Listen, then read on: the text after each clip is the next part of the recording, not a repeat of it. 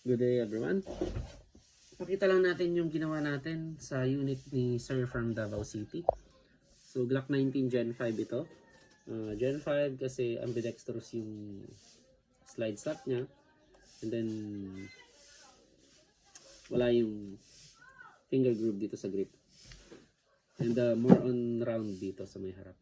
So Gen 3, Gen 4 first edition, medyo boxy ito. Tsaka may finger groove.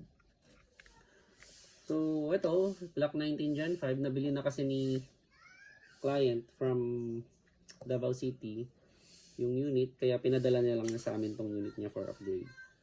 So, ang meron lang kami nito is Glock 19 Gen 3. Yung kanan. So, ang pinagawa ni client is adjustable for UAD trigger, high impact hammer roller, and ayan, nakita niyo yung seal nung nozzle tsaka chamber. So, for UAD half rubber ang may gawa nun. And then, unicorn inner barrel, custom. So, nagputol tayo. Pero, inayos pa rin naman natin yung crown para hindi maapektuhan yung accuracy. And then, yung TTI chamber. So, drop in lahat yan. Walang modification except dun sa inner barrel na pinutulan lang natin. Kasi walang bihira ang mga short type barrel. So walang magiging modification dito. Ayan. Medyo mahigpit